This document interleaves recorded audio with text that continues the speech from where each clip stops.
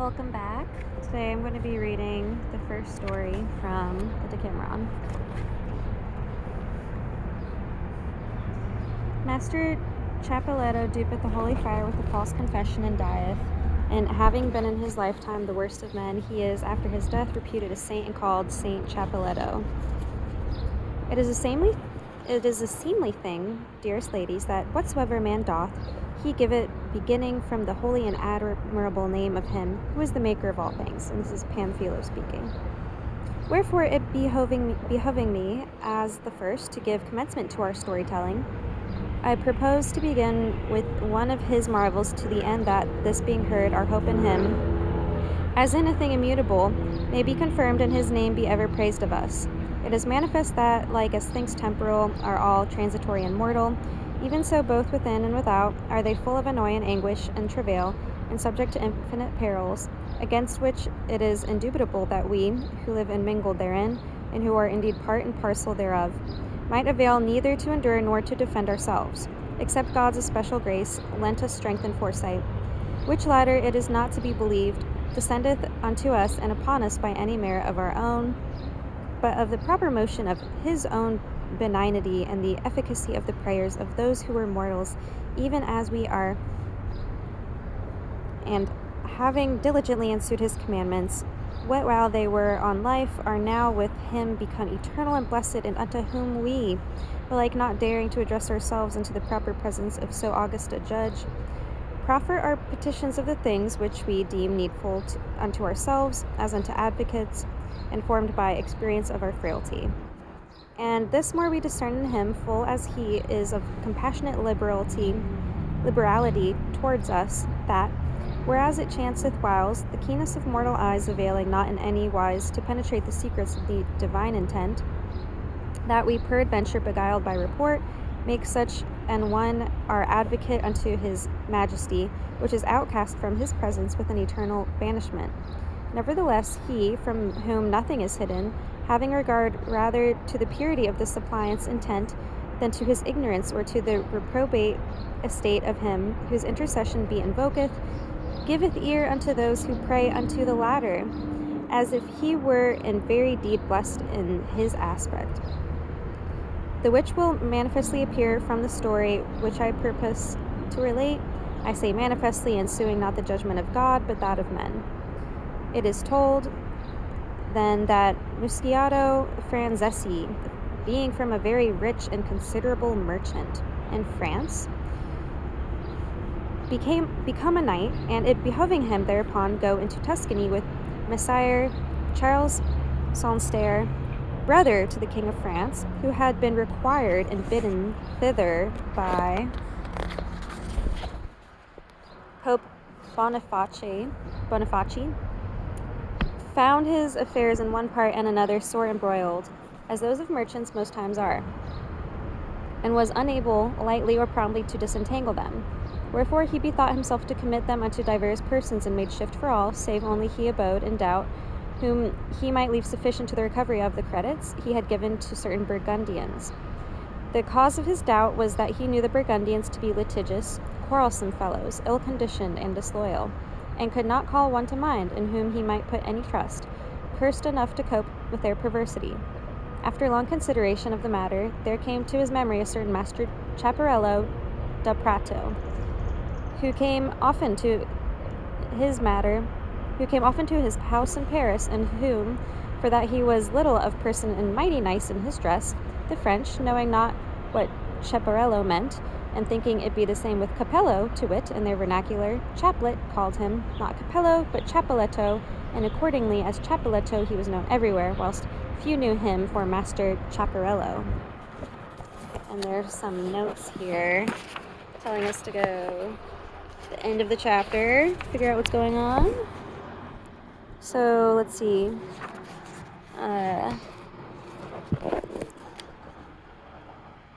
Chaparello means a log or stump. Separello. Chaparello is apparently a dialectic variant of the same word. Chapeletto, diminutive of capello. This passage is obscure and most likely corrupt. Boccaccio probably meant to write hat instead of chaplet, as the meaning of capello, chaplet being the meaning of chapelletto. So it sounds like this guy has some kind of a funny name and the French mispronounce it. Now this said chapelletto was of this manner life, that being a scrivener, he thought very great shame when as any of his instrument was found, and indeed he drew few such other than false. Whilst of the latter he would have drawn as many as might be required of him, and these with a better will by way of gift than any other for a great wage. False witness he bore with a special delight, required or not required, and the greatest regard being in those times paid to oaths in France, as he recked nothing of forswearing himself, he knavishly gained all the suits concerning which he was called upon to tell the truth upon his faith. He took inordinate pleasure and was mighty diligent in stirring up troubles and enmities and scandals between friends and kinsfolk and whomsoever else. And the greater the mischiefs he saw ensue thereof, the more he rejoiced. If bidden to manslaughter or whatsoever other naughty deed, he went about it with a will, without ever saying nay thereto. And many a time of his proper choice, he had been known to wound men and do them to death with his own hand. He was a terrible blasphemer of God and the saints, and that for every trifle, being the most choleric man alive. To church he never went, and all the sacraments thereof he flouted in abominable terms, as things of no account, whilst on the other hand he was still fain to haunt and use taverns and other lewd places. Of women he was as fond as dogs of the stick, but in the contrary he delighted more than any filthy fellow alive.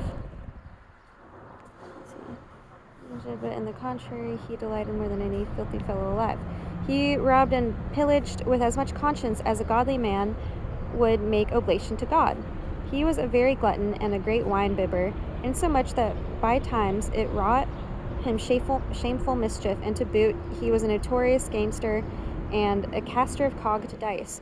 But why should I enlarge in so many words? He was belike the worst man that was ever born. His wickedness had long been upheld by the power and interest of Messer Musciato, who had many a time safeguarded him as well from private persons, to whom he often did a mischief, as from the law, against which he was a perpetual offender. This Master Chapelletto then, coming to Musciato's mind, the latter, who was very well acquainted with his way of life, bethought himself that he should be such an one as the perversity of the Burgundians required, and accordingly, sending for him, he bespoke him thus: Master Chapelletto, I am, as thou knowest, about altogether to withdraw hence, and having to do amongst others with certain Burgundians, men full of guile. I know none whom I may leave to recover my due from them more fitting than thyself, more by token that thou dost nothing at this present. Wherefore, and thou wilt undertake this, I will e'en procure thee the favour of the court, and give thee such part as shall be meet of that which thou shalt recover. Don Chapelletto, who was then out of employ and ill provided with the goods of the world, seeing him who had long been his stay and his refuge about to depart thence, lost no time in deliberation, as of necessity constrained, replied he would well.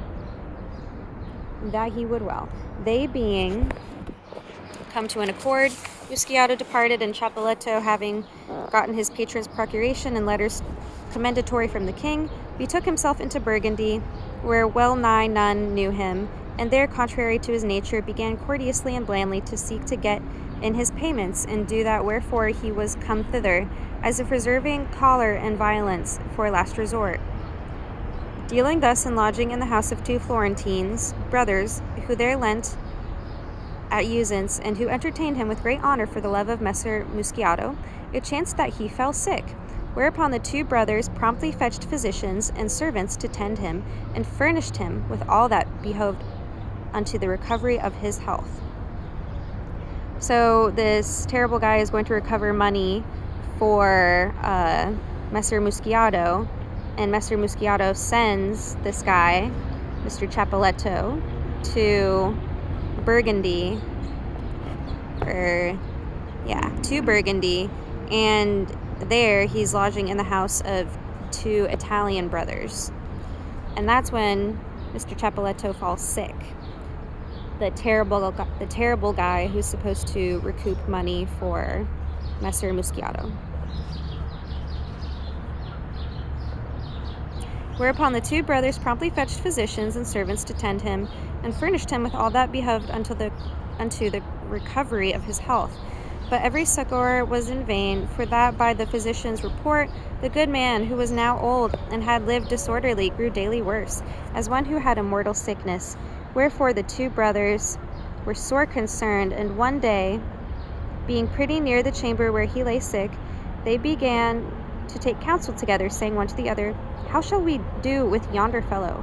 We have a sorry bargain on our hands of his affair, for that to send him forth of our house, thus sick, were a sore reproach to us, and a manifest sign of little wit on our part, if the folk who have seen us first receive him, and after let tend and medicine him with such solicitude, should now see him suddenly put out of our house, sick unto death as he is, without it being possible for him to have done aught that should displease us. On the other hand, he hath been so wicked a man that he will never consent to confess or take any sacrament of the church, and he dying without confession, no church will receive his body, nay, he will be cast into a ditch like a dog. Again, even if he do confess, his sins are so many and so horrible that the like will come of it, for that there is nor priest nor friar who can or will absolve him thereof. Wherefore, being unshriven, he will still be cast into the ditches. Should it happen thus, the people of the city, as well on account of our trade, which appeareth to them most iniquitous, and of which they missay all day, as of their itch to plunder us, seeing this, will rise up in riot and cry out, These Lombard dogs, whom the church refuseth to receive, are to be suffered here no longer. And they will run to our houses and despoil us not only of our good, but maybe of our lives to boot. Wherefore, in any case, it will go ill with us if yonder fellow die. So one of the brothers is really concerned. He says, people in town already don't like us. What happens if this sick guy dies and we just have to throw him out, and he gets sent to the ditches because he's so terrible he would never confess to the church and be good with the church so that he can be buried there. And on the other hand, if we just boot him out now, then we're going to be seen as terrible people anyway, and the townspeople might come with knives and pitchforks for us, or something like that. Master Capoletto, who, as we have said, lay near the place where the two brothers were in discourse, being quick of hearing, as is most times the case with the sick, heard what they said of him, and calling them to him, bespoke them thus, I will not have you any wise misdoubt of me, nor fear to take any hurt by me.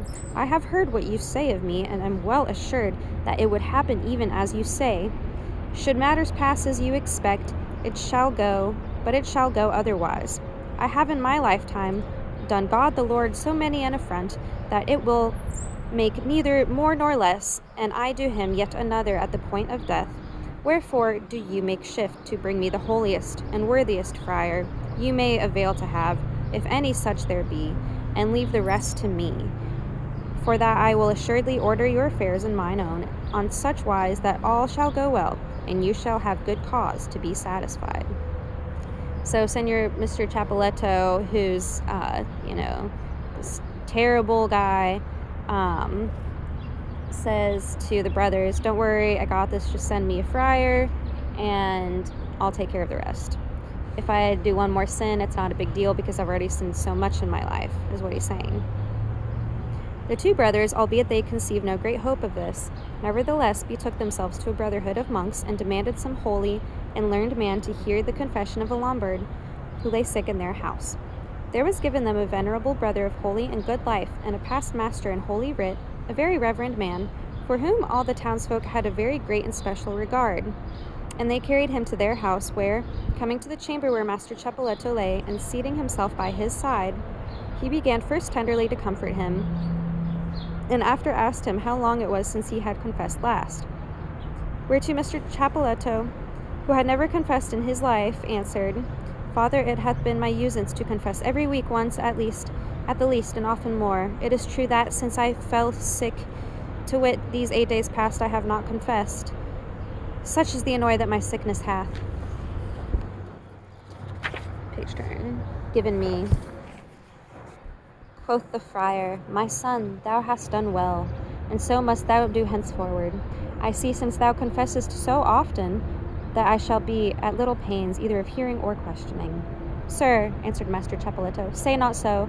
I have never confessed so much nor so often, but I would still fain make a general confession of all my sins that I could call to mind from the day of my birth to that of my confession. Wherefore I pray you, good my father, question me as punctually of everything, nay, everything, as if I had never confessed, and consider me not because I am sick, for that I had far liefer displease this my flesh than, in consulting its ease, do aught that might be the perdition of my soul, which my Saviour redeemed with his precious blood.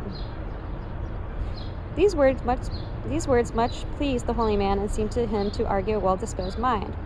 Wherefore, after he had much commended Master Chapelletto for that his usance, he asked him if he had ever sinned by way of lust with any woman. Father, replied Master Chapelletto, sighing, on this point I am ashamed to tell you the truth, fearing to sin by way of vainglory. Quoth the friar, speak in all security, for never did one sin by telling the truth, whether in confession or otherwise. Then, said Master Chapelletto, since you certify me of this, I will tell you, I am yet a virgin, even as I came forth from my mother's body. Oh, blessed be thou of God, cried the monk. How well hast thou done, and doing thus, thou hast the more deserved, inasmuch as, and thou hadst more leisure to do the contrary than we and whatsoever others are limited by any rule.